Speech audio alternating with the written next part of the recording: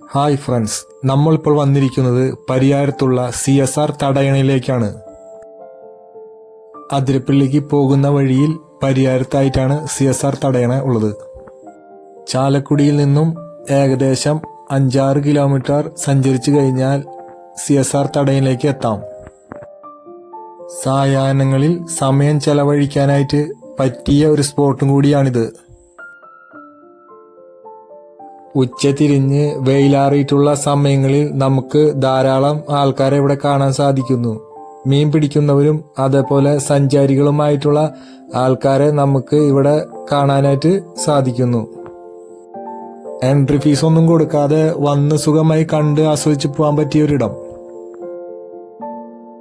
ഇപ്പൊ പുഴയിൽ നന്നായിട്ട് വെള്ളമുള്ളതിനാൽ വെള്ളത്തിൽ ഇറങ്ങാനോ മറ്റോ നമുക്ക് സാധിക്കുന്നില്ല. മാത്രമല്ല വളരെ വഴുക്കലും കൂടുതലാണ്.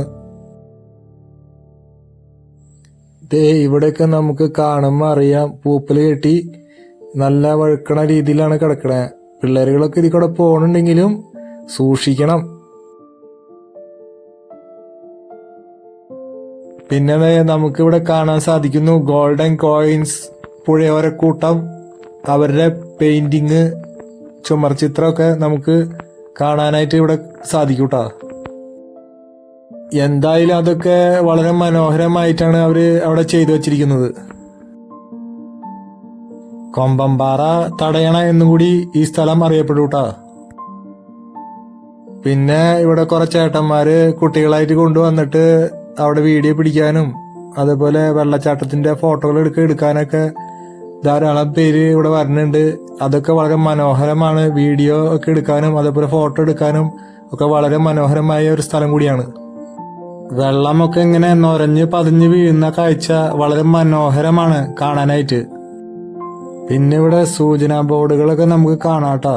അപകട മുന്നറിയിപ്പുകളൊക്കെ ഇവിടെ എഴുതി വെച്ചിട്ടുണ്ട്. മുൻകാലങ്ങളിൽ ഇവിടെ മരിച്ചവരുടെയൊക്കെ കാര്യങ്ങളൊക്കെ ഇവിടെ എഴുതി വെച്ചിട്ടുണ്ട്. അതുകൊണ്ട് വെള്ളത്തിലിറങ്ങുമ്പോൾ സൂക്ഷിക്കുക എന്നുള്ള കാര്യങ്ങളൊക്കെയാണ് മെയിനായിട്ട് ഇവിടെ എഴുതി വെച്ചിട്ടുള്ളത്.